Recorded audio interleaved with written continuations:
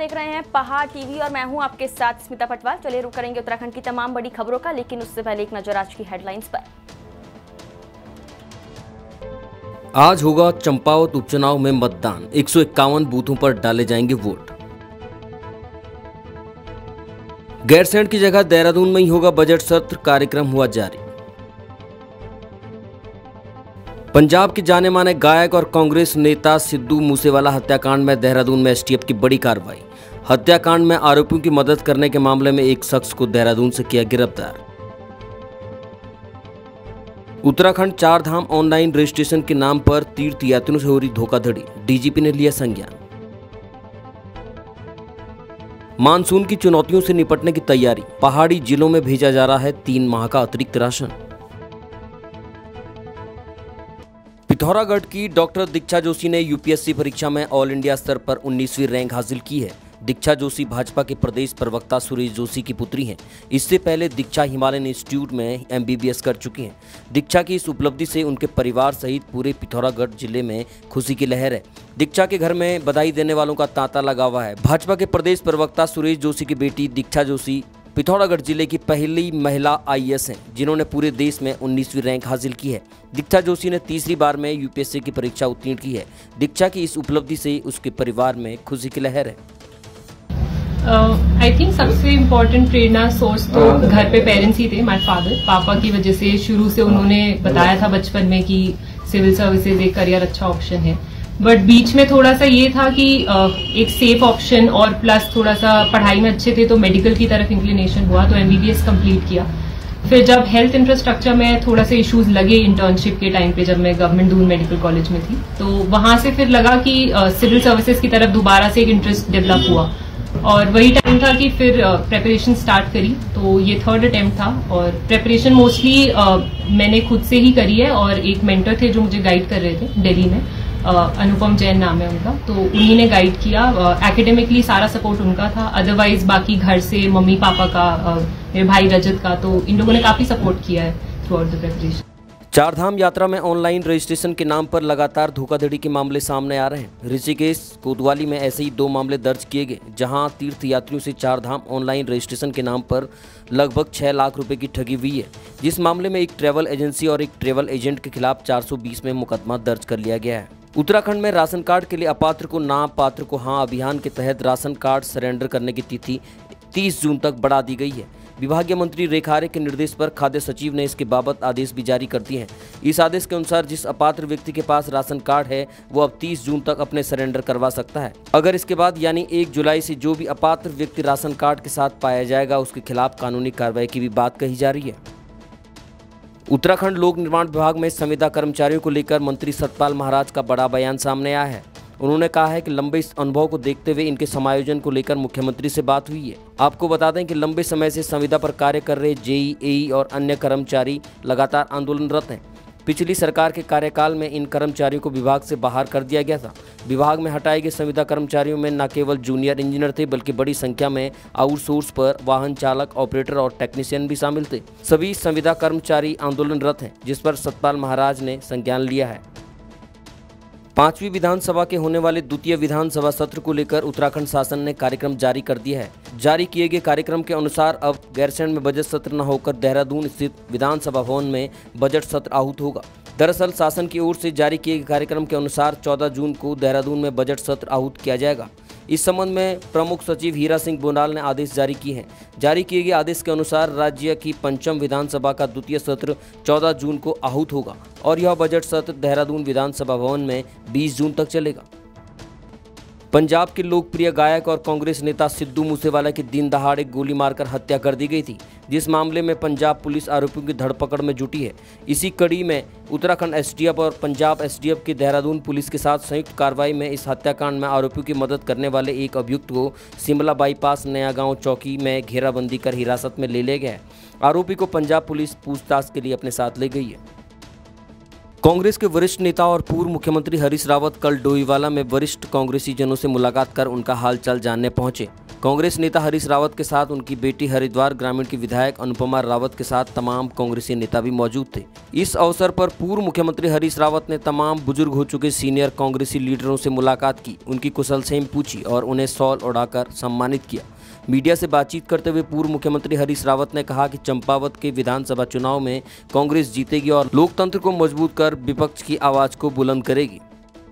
हमारा प्रयास है कि चंपावत में लोकतंत्र जीते, चंपावत की जनता जीते, गोविलजी महाराज का आशीर्वाद जीते, माँ पूर्णागिरी का आशीर्वाद जीते, क्योंकि आज उत्तराखंड को एक सशक्त विपक्ष की जरूरत है और मैं पूरे भरोसे के साथ कह सकता हूँ कि श्रीमती निर्मला गहतोड़ी एक बहुत सशक्त आवाज़ सिद्ध होंगी और मुझे पूरा भरोसा है कल वोट पड़ेगा चंपावत में, चंपावत के भाई बहन कांग्रेस के पक्ष में और निर्मला गहतोड़ी जी के पक्ष में वोट करें।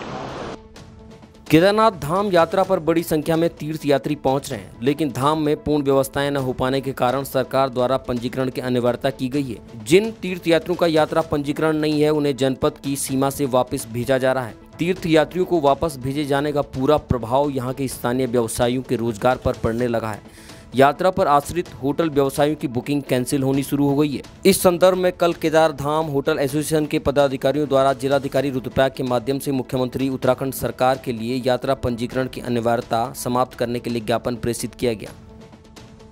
बहुत भीड़ है, जहाँ जहाँ गाड़ी रोक रहे हैं, चेकिंग हो रही है, बहुत परेशानी हो रही है, खाने पीने की परेशानी हो रही है, बहुत दिक्कतें हो रही है। व्यवस्थाएं किस प्रकार से देख रहे हैं यहाँ पे प्रशासन की? आप प्रशासन की तो कोई नहीं है व्यवस्था, प्रशासन की तो नहीं है, मगर भीड़ ही बहुत है। 4-5 जगह पे रोका गया है। क्या नाम है आपका? स्वामी मल्लिकार्जुन। कहाँ से आए हैं? लातूर, महाराष्ट्र। क्या कुछ दिक्कतें हो रही हैं अभी? आप यात्रा मार्ग स्टेशन की दिक्कत हो रही है यहाँ पे। हाँ, स्टेशन तो है, वहाँ का एजेंट ने तारीख बराबर नहीं दी, पुलिस वाले पकड़ रहे हैं, छोड़ रहे नहीं। कितने जने हैं आप लोग? हम एक गाड़ी में 40 है, वैसे टोटल 300 लोग आए। कितना समय हो गया आपको यहाँ पे? अभी 1 घंटा हो गया हमारे को। और जगह कहीं रोका गया आपको रास्ते में? नहीं रुका है, यहाँ से रुका है। हाँ, परेशानी ये है, अब खाना को नहीं हुआ, यहाँ खाना नहीं मिलता और रोड पे टच करा, आगे खाना खाने के लिए बैठे छोड़ रहे नहीं। आज होटल एसोसिएशन के पदाधिकारियों द्वारा जिलाधिकारी महोदय के माध्यम से मुख्यमंत्री को ज्ञापन प्रेषित किया गया। ज्ञापन में मुख्यतः बिंदु ये रखे गए कि जो यात्रियों की सीमित संख्या की हुई है और जो पंजीकरण की अनिवार्यता की हुई है उसको समाप्त किया जाए, क्योंकि इस पंजीकरण के कारण केदार घाटी में गुप्तकाशी से और गौरीकुंड तक होटल व्यवसायी परेशान है। उनके होटल पूर्ण रूप से खाली रह रहे हैं और विगत 2 सालों से उनको उम्मीद जगी थी कि इस वर्ष अच्छा व्यवसाय चलेगा, परंतु सरकार की इस नीति के कारण आज व्यवसायी फिर बेरोजगार हो चुके हैं, परंतु सरकार संज्ञान नहीं ले पा रही है। हमारा सरकार और जिला प्रशासन से अनुरोध है कि इस पंजीकरण की अनिवार्यता को जल्द से जल्द समाप्त किया जाए, केदार घाटी में यात्रियों को आने दिया जाए और यात्रियों की व्यवस्था को बनाया जाए, अन्यथा व्यवसायी बेरोजगार हो जाएंगे और उनको मजबूरन सड़कों पर उतरना पड़ेगा, जिसकी जिम्मेदारी शासन प्रशासन की होगी। 30 मई 1930 को तिलाड़ी कांड में 17 किसान शहीद हुए थे और सैकड़ों घायल हो गए थे। बाद में 68 किसानों पर मुकदमे चले, उन्हें 1 से 20 साल तक की कारावास की सजा हुई थी। 30 मई को बड़कोट में हर साल तिलाड़ी शहीद दिवस मनाया जाता है। तिलाड़ी शहीद दिवस के अवसर पर यमुनोत्री विधायक संजय डोभाल, जिलाधिकारी अभिषेक रोहेला और क्षेत्र के जनप्रतिनिधियों, अधिकारियों, गणमान्य लोगों द्वारा पत्रकारों एवं क्षेत्र के लोगों ने तिलाड़ी में शहीद स्मारक पर पुष्प अर्पित करते हुए शहीदों को श्रद्धांजलि दी। साथ ही अपने हकों की लड़ाई के लिए तिलाड़ी कांड में अपनी जान न्यौछावर करने वाले रवाई जौनपुर क्षेत्र के सभी शहीदों को याद किया तथा इस मौके पर नगर पालिका द्वारा शहीदों के परिजनों को सम्मानित किया गया। हम सब यहाँ एकत्रित हुए हैं। जो तिलाड़ी घटना के जो हमारे वीर शहीद थे उनको हम सभी ने, यहाँ प्रशासन के बाकी लोग भी, क्षेत्र के लोग भी आए हैं, हम सब ने मिलकर उन्हें श्रद्धांजलि अर्पित की है और मैं इस कार्यक्रम को करवाने के लिए नगर पालिका बड़कोट का भी बहुत बहुत आभार व्यक्त करता हूँ, जिनके द्वारा इसका आयोजन किया गया है। और इस प्रकार के कार्यक्रम करने से हम न सिर्फ उन शहीदों की वीरगति को सम्मान देते हैं, बल्कि हमारा जो एक संस्कृति है, हमारा जो इतिहास है, उसको भी जीवित रखते हैं। साथ ही आज के दिन अनेक सम्मान दिए गए उन शहीदों के परिवारों को भी, और साथ में जो सामाजिक कार्यों में विभिन्न कार्य जिन लोगों ने किए हैं उन्हें भी। मैं सबसे पहले तो उन शहीदों को श्रद्धांजलि देना चाहूँगा जिनकी बदौलत आज भी जिन्होंने अपने हक हकूक़ों के लिए राजशाही का उस टाइम विरोध किया था, और ये उन्हीं की बदौलत है कि आज भी जो हक हकूक़ उस टाइम राजशाही में इन्होंने लड़ाई करके बहाल किए थे, वो आज भी हम लोगों को मिलते हैं। तो उन लोगों को श्रद्धांजलि देने से बड़ा कोई भी कार्य नहीं है, क्योंकि उन लोगों ने उस टाइम वो जज्बा दिखाया था जब राजशाही में कोई भी जोर से आवाज़ भी नहीं निकाल सकता था।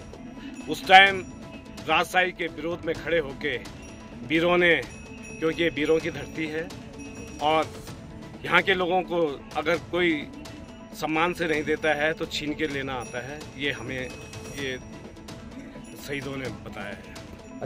उत्तर प्रदेश सिया वक्फ बोर्ड के पूर्व चेयरमैन वसीम रिजवी उर्फ जितेंद्र नारायण सिंह त्यागी का नया नाम अब कृष्णानंद भारती होगा। वसीम रिजवी के इस्लाम छोड़कर हिंदू धर्म अपनाने के बाद उनके संन्यास लेने की तैयारियों को अमली जामा पहनाया जा रहा है। संन्यास प्रक्रिया में मुख्यमंत्री पुष्कर सिंह धामी के साथ ही केंद्र के अन्य बड़े नेता, दूसरे प्रदेशों के संत भी मौजूद रहेंगे। सीएम धामी से संन्यास प्रक्रिया कार्यक्रम में शामिल होने के लिए तारीख मिलने का इंतजार किया जा रहा है।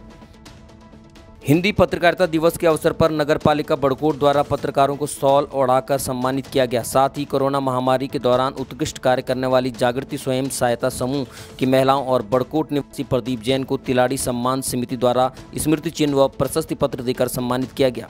सोमवार को तिलाड़ी शहीद स्थल पर आयोजित कार्यक्रम में नगर पालिका परिषद बड़कोट द्वारा हिंदी पत्रकारिता दिवस के मौके पर यमुनोत्री विधायक संजय डोभाल, जिलाधिकारी अभिषेक रोहेला, नगर पालिका अध्यक्ष अनुपमा रावत, पुरोला नगर पंचायत अध्यक्ष हरिमोहन राणा सहित कार्यक्रम में मौजूद अतिथियों ने समस्त पत्रकारों को सम्मानित किया तथा उन्हें बधाई व शुभकामनाएं भी दी।